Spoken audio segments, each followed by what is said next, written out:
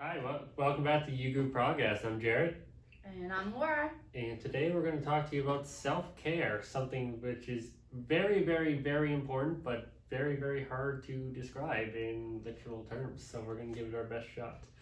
Um, so self-care, in the common day layman's speak, it's basically just relaxing, doing hobbies, having fun, things like that. Which seems pretty basic when you put it that way, but self-care on the higher level, on the support level, more psychological level, if you will, is about making sure to take the time to focus your mind on something that relaxes you and takes your mind off the stresses in life. So these things are not necessarily always hobbies. We usually think about hobbies, but it could be anything from talking to a friend, like just small talk. Could be journaling. Could be a hobby. Could be playing a sport. Could be watching TV. Could be playing a video game. Could be making a shelf. So many different things. Yeah, so basically it's your individual choice to do something for yourself to fill up your cup or feel good or kind of get rid of those school day, work day jitters or Yeah, anything feel like good. that.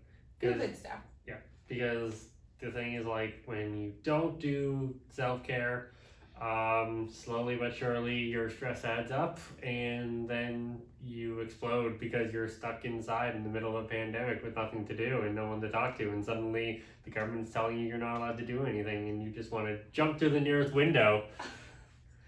Let's not get that far. I didn't say do it. I said that's how you feel. That's how I feel. So with self-care, there's like several different components of self-care. So we may pick and choose from one or two different areas, maybe all seven. Do we want to see who can remember them all? Oh God. All right, we'll give you Physical, emotional, spiritual, professional, practical. Mm-hmm. I feel like I might have to cheat. Social, which we talked about because we just had a debate on that. And the one you're forgetting is the first one you should remember. Where do we work? Oh, mental. Canadian Mental Health Association. Oh my gosh. Yes, so there's those seven components. Yeah, do we want to talk about each one specifically or? I mean, yeah, go for it. You pick which one you want to talk about first. Okay, we can start with physical because that's one that I utilize on a regular basis. That one's easier. So a physical health or self-care activity could be, I don't know, like for me, I just started mountain biking throughout the pandemic, kickboxing, walking, swimming. We've been doing swimming at the rec for rec and leisure activities, so that can be done independently as well. Yeah, so those would be physical self-care tactics. I myself love hiking, park walking, whichever one. Going for long walks, whether that is a hike or not, I don't know.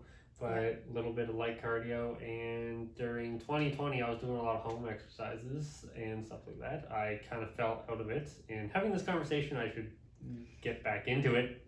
But when I was doing it, I did it for almost a year, and it was really good. It was really helping a lot. So I know having this conversation is tricky because it makes us realize that it's not something that we get ourselves to do on a regular basis, but we should be taking the time every day. Well, yeah, and that leads into the good segue of like, before we go into all this, and people are going to bring that up. They're going to be like, well, like, I have a job, I have kids, I have pets, I have other life commitments, grocery runs, bills. I have things, and like my time doesn't allow for all of this. And it's really easy to think that, not that we don't all have busy lives and that things aren't going on for anyone of all ages. But when you think about it, like, so using television, for example, how long is a show you watch?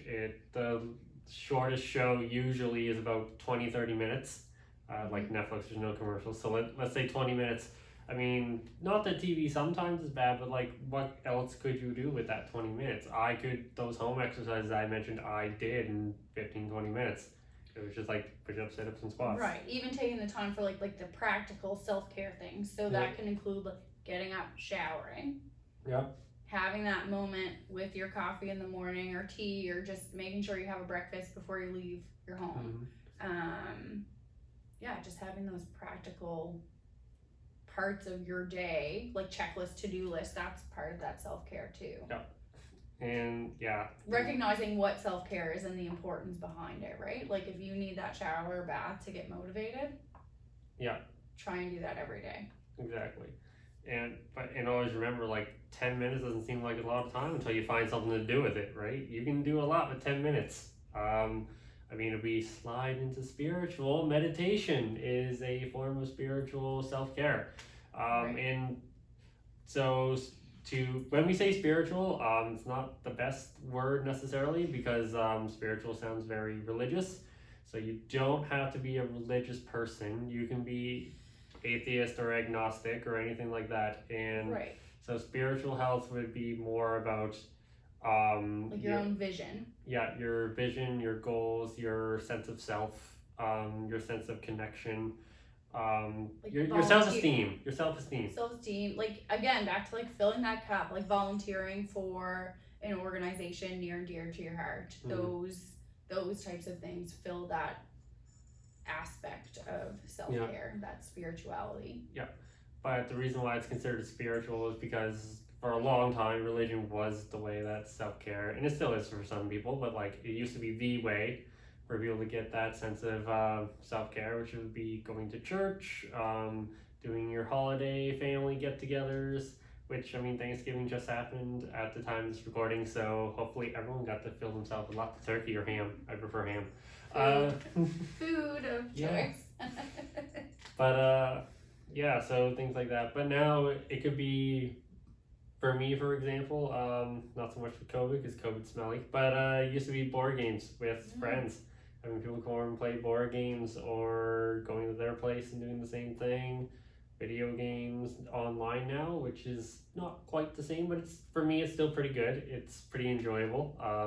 I am learning Minecraft, learning being the key word. That's something that we share common ground on as far as social activities, board games, escape rooms. I personally like cooperative games. I prefer competitive, but I do like co-op. I'll play them. We have similarities in the same genre. I know this isn't the same for like everyone ever, but my problem with co-op games, and by the way, friends, if you're watching this, you know who I'm talking about, but they're like, in my clique, there are 2 or 3 friends in particular who every time you play something like Catan, for example, they just team up automatically, and they're just like, oh, and it's like not even a negotiation. It's just like, oh, I need some wood. Oh, here you go, have some wood. Oh, I need some wheat. Oh, here you go, have some wheat. And it's just like, meanwhile, I'm sitting over here with the 1 or 2 other players who are playing. We're like, okay, so what do? Do we team up against these 2, or do we play normally and play disadvantage? Like, what are we doing here? I think, that's a whole other conversation, but Catan is just, it can be kind of manipulated in either direction, competitive or cooperative. So I'm like, I don't know where it fits. But I guess, unless you, anyway, we're segueing. But unless that's my thoughts on Catan for today. I'm like, I don't even. Again, good segue. Emotional self-care. Yeah. Which is quite important. Yeah. So probably. Emotional self-care, it's pretty. These are things that we talk about regularly, like in our space, and what that looks like. Yeah. Journaling has been really popular. Opening that dialogue, whether it's for yourself or even just, I don't know. Like, journaling has worked a lot, like in our space and with the youth that I support.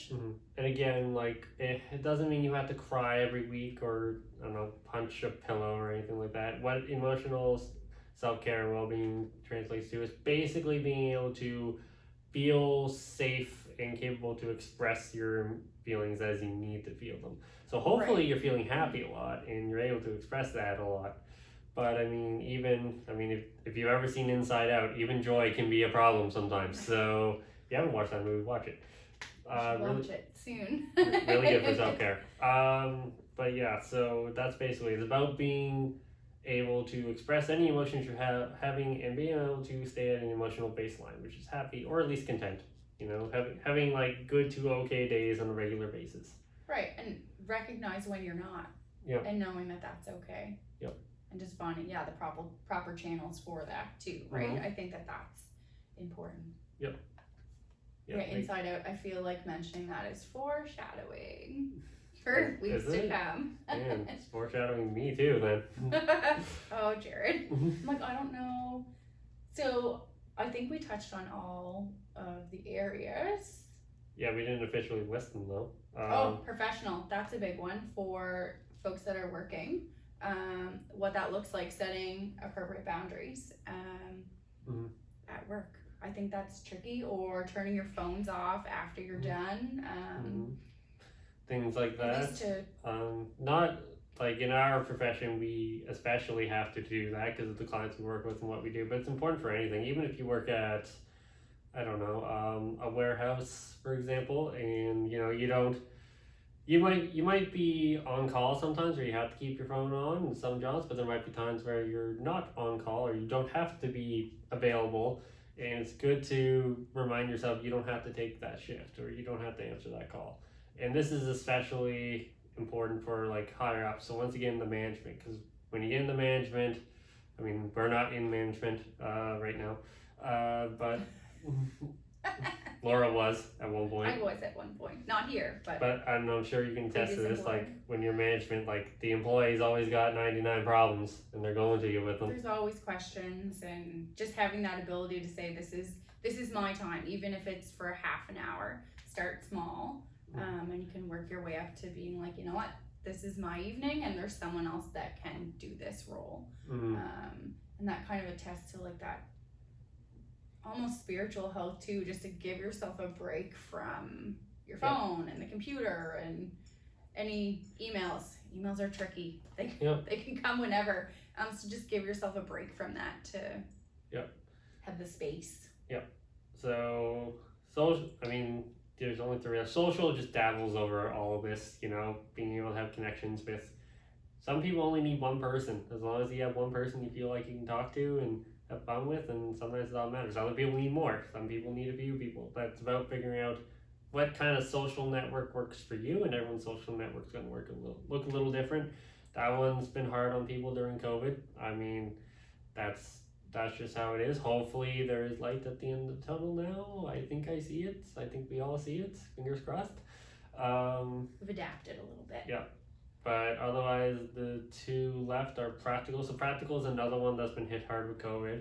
Practical, honestly, is one no one, like even... Just such a change, right? Like even like practical self-care, like I talked about grabbing a shower or bath before leaving for work or whatever that looks like. So that's practical, but also going for like groceries. Things look different day to day. So sanitizing your hands in the cart and wearing a mask and trying to keep socially distanced in an aisle, that can be basically frustrating. Practical is basically just having a routine, and COVID likes to mess with that quite a bit. So it's important. Change what we're all doing. So it's all the time. But yeah, it's important to just keep fighting for a new routine or a temporary routine, and keep working at that right now. And then the last one is mental.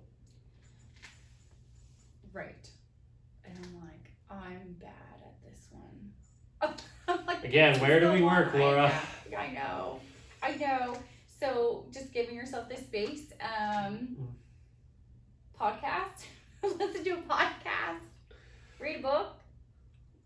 Right? Yeah, so mental health, I guess, would be, if you put these six, all these seven, together. 6 mental would be on top of the umbrella, because it's basically like... This is the one I'm the worst at. Yeah, because it's kind of, it is its own separate thing, but it also ties into everything else, kind of like social. But so mental health is basically like your overall wellness and your overall mindset. So they say the time where you will know your wellness best is right when you wake up and right before you go to bed, because there's only 2 things in that moment: you and your thoughts.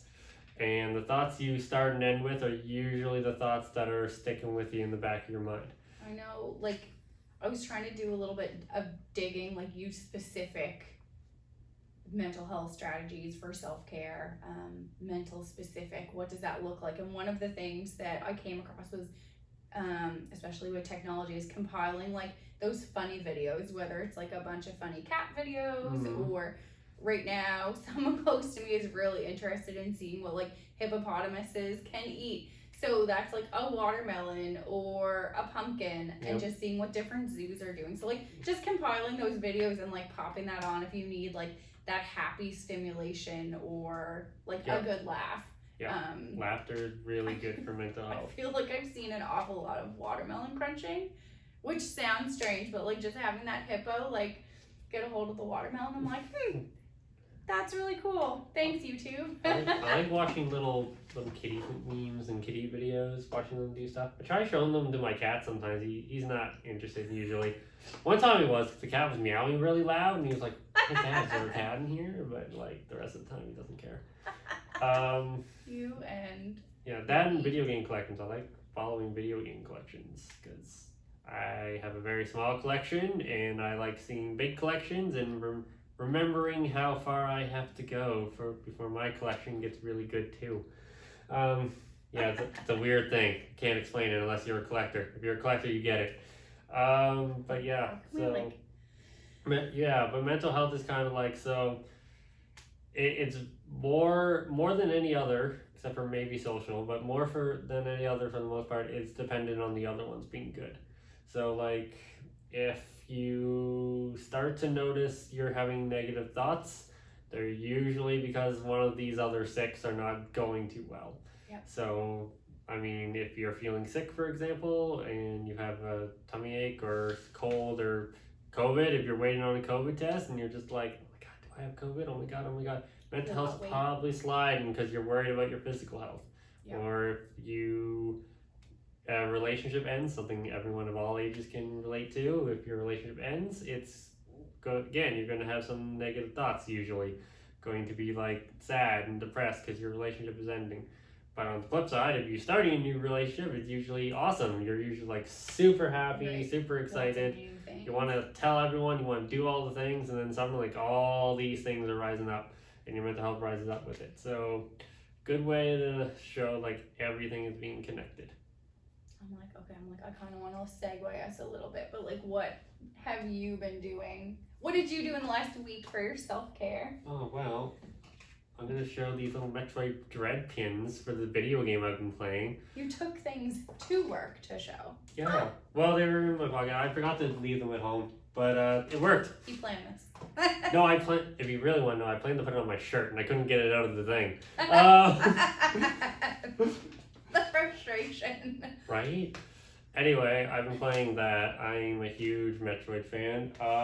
To illustrate that, going off screen for a second, coming back on screen, one of my youth painted this, which is from the same series, which is awesome. And I also have a whole wall over there on my desk.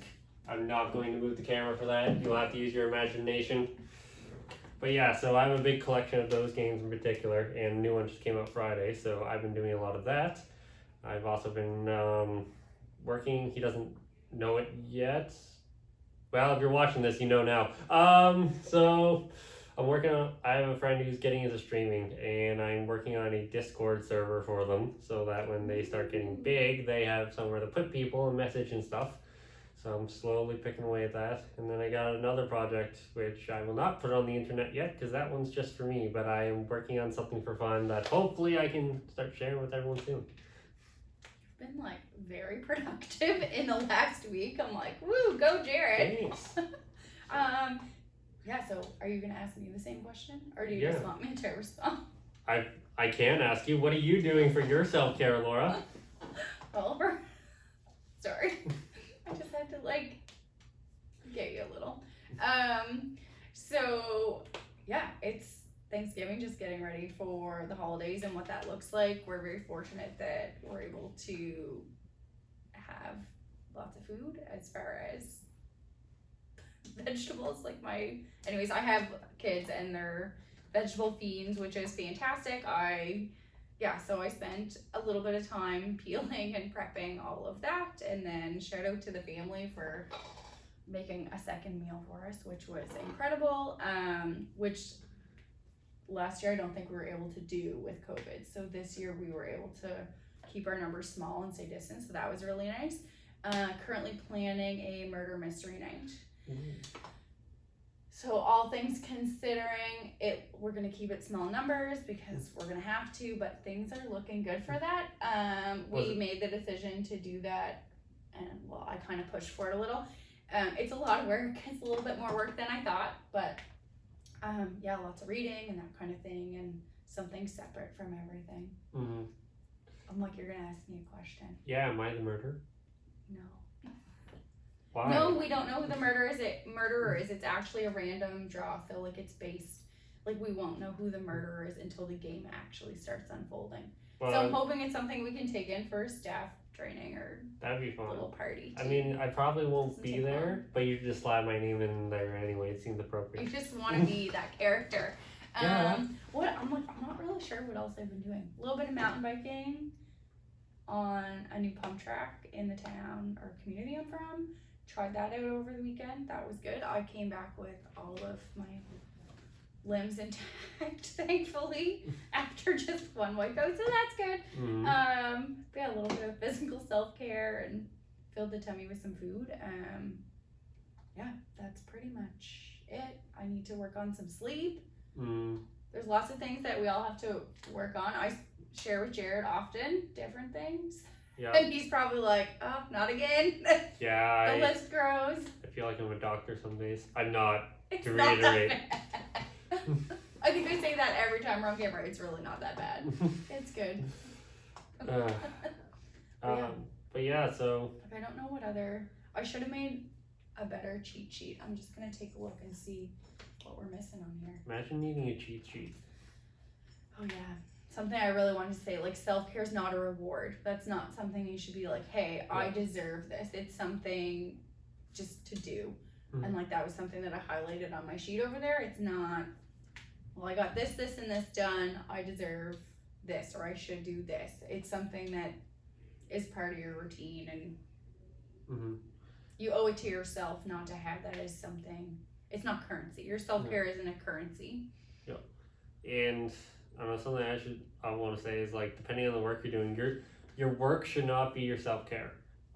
So like if you work in, I have a lot of friends who work in art industry, for example. So like doing art in your spare time is great, but if you are an animator, for example, you should not be working on your animations for your self-care. You should be doing something unrelated to that, unrelated to the things you have to do. It should be completely separate. So if you want to do a different art thing, like drawing a picture, making a pot, writing a song, as long as you aren't making money or planning to make money on a regular basis off it, as long as your bills are not dependent on that thing, it is self-care. But if your bills are in any way dependent on it, it is not self-care. That is another job.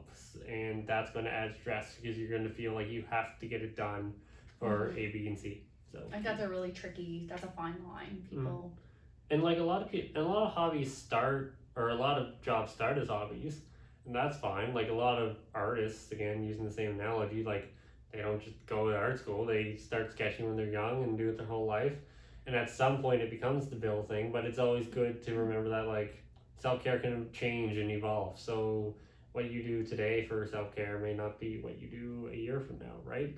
And like COVID again has shown that in kind of a good way for that, because like everyone's grown and learned new coping skills because everyone's life has had to change, and we've all had to do that together, where normally that just happens for individuals. Together but apart. Yeah, together but apart. We are spiritually together. that is how to say that. Yeah. But yeah, normally like life changes for us individually. We don't all go through the exact same thing at the same time, but you still have to adapt and adjust. And it's fine if your self-care, your hobby or something evolves into a career or anything like that. I'm not saying it shouldn't, but it also doesn't have to. That's up to you. But if it does evolve into something like that, if it becomes a necessity, then something else has to fill the void of self-care. That's a good one. I'm like, I don't know. So I'm like, I guess we'll put it out there for those watching. What are things that you do for self-care? Let us know. Yeah, help and some if you people out, share your tactics. Or if it's tricky. Or if you have questions about self-care, I mean, or things you think your kids are doing, your teens, that may or may not be self-care, let us know. And if any of you are watching this, let us know what you do, because your stuff's probably very different than us 30-year-olds. It's good. Well, maybe... Don't age me on camera. Like, my self-esteem. Well, I just hurt Laura's self-care, her spiritual... I know, I'll have some work to do this afternoon. Spiritual wellness took a blow. I gotta work on that. Now my social's taking a hit. See how it's all connected? It all just plummets that quickly. One comment, that's all it took. All it took. Yeah, we hope you guys have a fantastic Tuesday. Yeah. Or any day that you're watching this, and we hope to see you soon. Yeah. Take care.